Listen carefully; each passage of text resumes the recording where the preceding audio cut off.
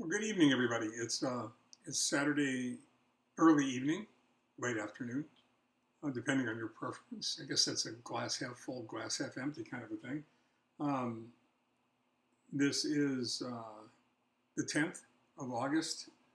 It is Journal 135, and it is Journal 135 and T plus 130.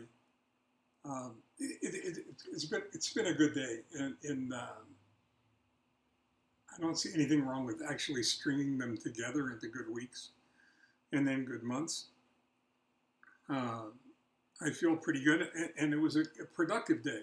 And if you haven't figured it out already, I'm pretty much neurotic, and especially when it comes to getting things done.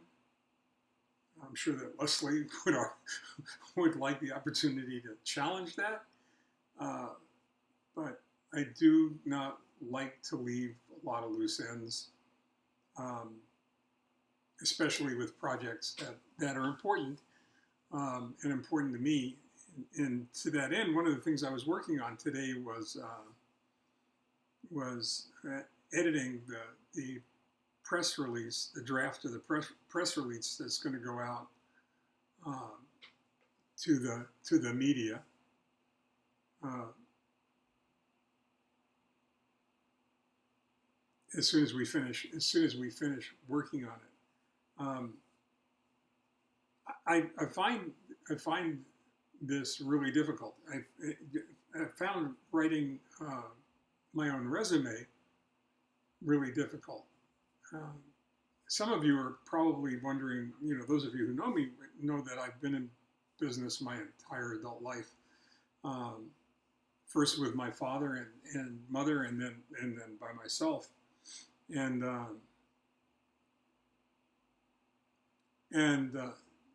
you're probably wondering why why would anybody write a resume if that were the case? You're not looking for another job. But I think it's a really good idea to do that to help you recognize where you were, where you started, and all the different things, the different challenges that you've been able to confront and hopefully transcend throughout your career. And pretty much the only way to do that, the best way to do that is to write that down as if you were trying to show someone else what you've accomplished, so that you would be their first choice for someone on their team. The press release is a little bit different than that in a number of respects. A press release has to get the attention of the potential reader, whoever that may be. Excuse me. I don't know if they're supposed to edit that out or not, but hopefully that'll be the only one. You're trying to get the attention of a media personality or a celebrity who can help tell your story to the greatest audience of people who could benefit, who might benefit from that story, and who obviously might be willing to go ahead and reach in their pocket and spend a couple of dollars to do that. Consequently, there's a lot of hyperbole in creating a press release. You want to come off as shiny as you can. You want somebody to polish that image until it's blinding in the light. But that's a difficult thing to do when you're looking at some of the things that you'll find there often that need to be, that in your own mind at least need to be corrected. Some of the hyperbole that needs to be toned down a little bit. And quite frankly, because somebody else is writing this about you to someone else, you want to make sure that it's as accurate as possible. And that's where, hyperbole and truth sometimes have trouble coexisting. And if you're not full of yourself, and I don't think I am, you want the press release to be as compelling as possible, but you want the information to be as accurate as possible, recognizing that it's going to be distributed to a huge number of people. All of this is really strange to me because initially, Misfire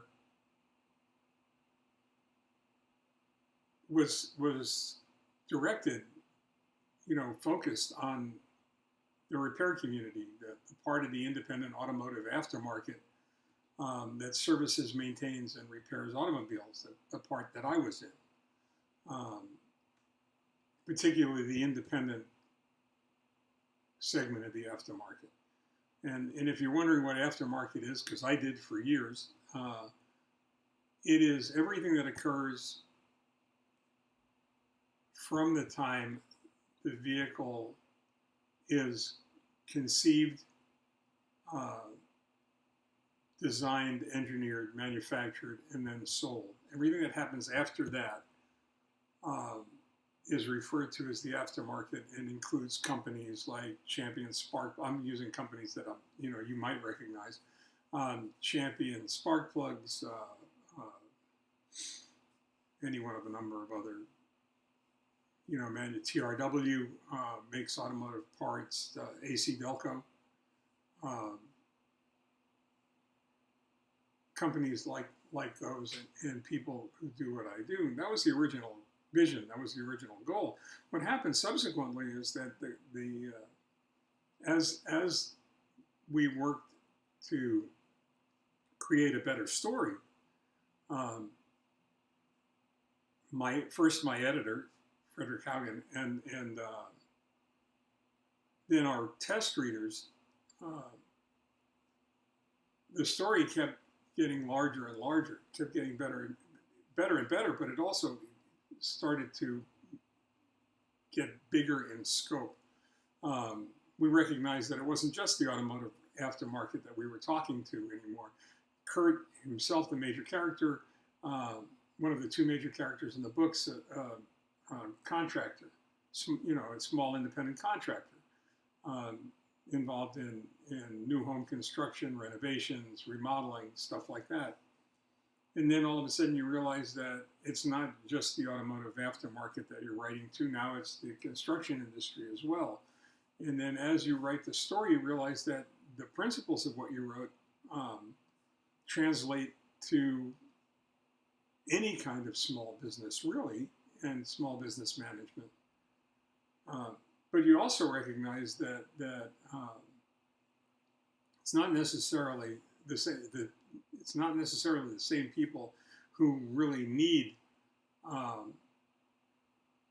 and want this information that you're writing to, because initially you recognized, or I recognized, that a lot of them didn't do well in the public education setting. They're not readers. They're not comfortable reading.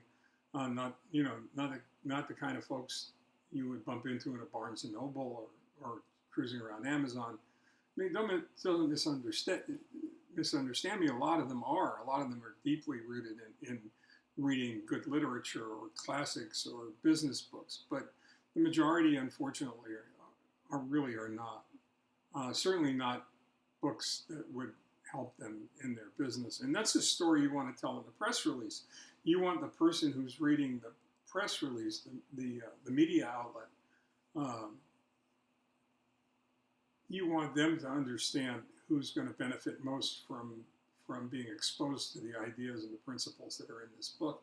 And it's difficult because you're talking about yourself, and that while the author of the press release is a publicist and isn't necessarily you, they're talking about you and in glowing terms, and sometimes that's a bit uncomfortable. So that was my afternoon. That's what I just finished doing. So that's on my mind, and that's what we're talking about.